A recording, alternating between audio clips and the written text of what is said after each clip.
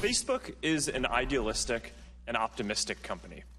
For most of our existence, we focused on all the good that connecting people can bring.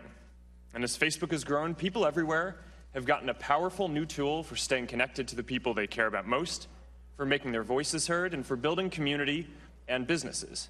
But it's clear now that we didn't do enough to prevent these tools from being used for harm as well. Critical test for Facebook CEO Mark Zuckerberg admitting that the company did not do enough to protect user data. But is it enough to save face? Joining me now is Bruce Turkel, Turkel Brands CEO. This is definitely a crisis situation where you call Bruce Turkel in the middle of the night, and I'm surprised they should have called you on day one, but I digress. Yes. I want to start, so I want to kind of go over the performance that we've seen so far for this company, because I think you and I sort of fundamentally disagree on this. I thought there were a lot of problems with Mark Zuckerberg's performance, starting with, and you're a substance and style guy, but let me start with the style. Somebody obviously coached him to say senator at the beginning of each answer and congressman at the beginning of each answer today, and I thought it made him seem very coached and very robotic. And if you looked at Twitter and the like, they were all calling him a robot. Do you think that was a good call? I think his coaching was terrific. I agree with you. He looked a little stiff, but let's face it, when we've seen him before, he's almost an animatronic. This time, he said senator and congressman. He was clear and he was respectful. And each time he did that, and he would say things like, let's make this clear. I want to make sure I understand.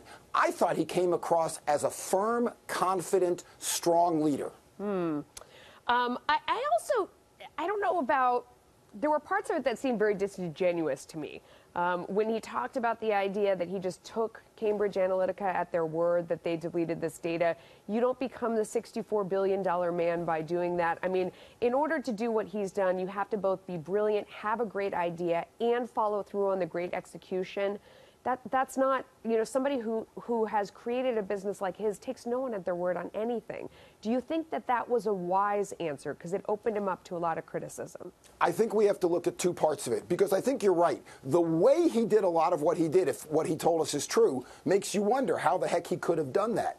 But we're talking about the performance. And in the performance, I think the way he always went back to his origin story, I started this business in my dorm. I started it. I run it. I'm responsible. I took them at their word. Now we see we have to do better. I thought he was consistent and clear. Whether or not that actually is what he should have done, I don't think that's the point here. I think what matters is the perception the viewers got. Because let's face it, this is not a guy we see very often, and it's not a guy we expected to look like that. We thought he'd come out in a hoodie. No. We thought he would mumble, and instead we saw a leader. And remember what I always say, we talk about it all the time, Melissa. Yeah. Leadership is the brand is leadership. And I think he lived up to it.